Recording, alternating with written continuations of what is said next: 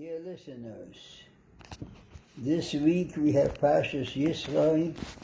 In it we learn about the most important, the most crucial historical event in the history of the world and the history of our people, the giving of the Torah and the pronouncement of the Ten Commandments by God on the Har Sinai to the Jewish people.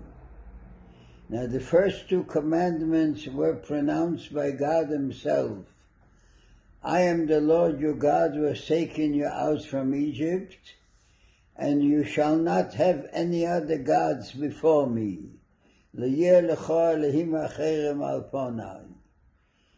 the question may be asked, if we accept that God took us out from Egypt, and that he has created the world, why is there a need for constantly repeating there should be no other God before us? Isn't it self-evident that if God took us out from Egypt, he is the only God, and that there is no need to warn us against other gods? Yet both of these seem to take the same importance. God warns us about both of them. Remember who is your God, and don't have any other gods before you. Why is it necessary to warn us against the danger of accepting other gods? But very briefly, our sages tell us, Al tamein ba'atzmacha ad yom moischa.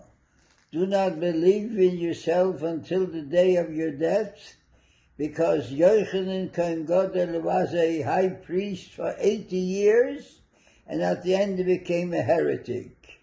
Because a person can never be too sure of his own beliefs, of his own convictions. Because the world itself can sometimes lead a person astray to deny the existence of the eternal. Because when we look at the multiplicity of creations and the variety of created things in the world, we may fail to see the basic unity of the creative force of the eternal. We see only the multiplicity. That's why it's necessary at least twice a day to repeat constantly, Shema Yisrael Hashem Elokeinu Hashem Echad. Hear, O Israel, the Lord is God, the Lord is one. That all this multiplicity that you see in the world is basically one force of the eternal. But unless we make a special effort to remember that, we may forget it. And therefore the Torah warns us, take all precautionary measures to make sure that your belief in God is not weakened.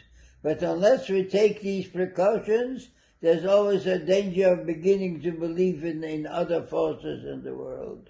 So therefore the Torah warns, I'm your God, but take the necessary precaution to make sure that you don't begin to believe in other gods.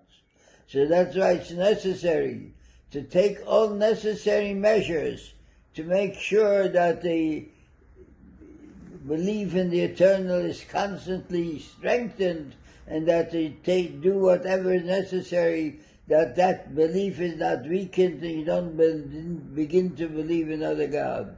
That's why the two go together. Anochi Hashem Elokecha, and do whatever is necessary that there no other beliefs come to weaken Chas v'Shalom, that belief in the eternal, because that is the basis of our life, the basis of our existence, the basis of our connections with the eternal.